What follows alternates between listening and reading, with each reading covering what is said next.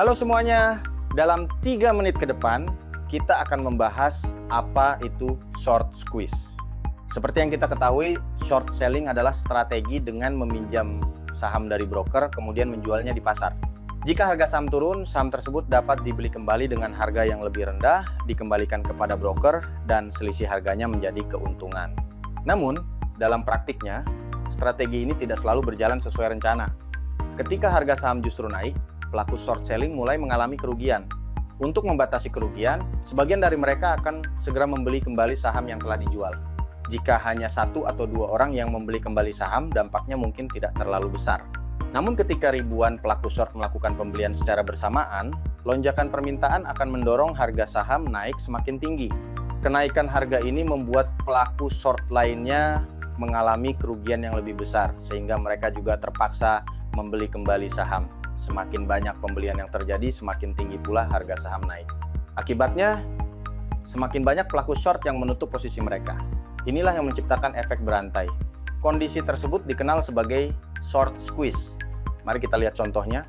Misalkan, 30% saham beredar suatu perusahaan telah dipinjam dan dijual melalui short selling. Angka ini tergolong sangat tinggi dan menunjukkan bahwa masih banyak posisi short yang belum ditutup. Kemudian, perusahaan merilis laporan keuangan dengan hasil yang jauh melampaui ekspektasi pasar. Harga saham pun melonjak 15% dalam 1 hari. Para pelaku short segera membeli kembali saham untuk membatasi kerugian, sehingga harga saham naik dari 50 menjadi 80 hanya dalam beberapa hari. Dari kenaikan sekitar 60% tersebut, kemungkinan hanya 15% pertama yang benar-benar didorong oleh membaiknya kinerja perusahaan. Sebagian besar kenaikan sisanya justru berasal dari aksi para pelaku short yang berbondong-bondong menutup posisi mereka. Lalu, bagaimana cara mengenali risiko short squeeze? Langkah pertama adalah melihat persentase short interest, yaitu persentase saham yang sedang dipinjam untuk short selling. Jika short interest sudah melebihi 20%, kondisi ini patut diwaspadai. Bagi investor yang membuka posisi short, selalu gunakan stop loss untuk membatasi resiko. Jangan bertahan hanya karena berharap harga pada akhirnya akan turun.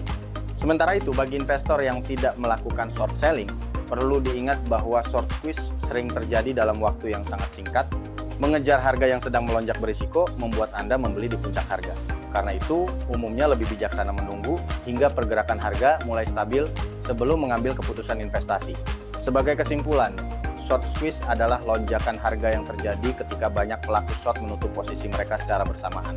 Ketika pasar bergerak berlawanan dengan posisi Anda, mengambil keputusan untuk membatasi kerugian seringkali jauh lebih baik daripada terus mempertahankan posisi yang merugi, hanya dengan harapan keadaan akan berbalik.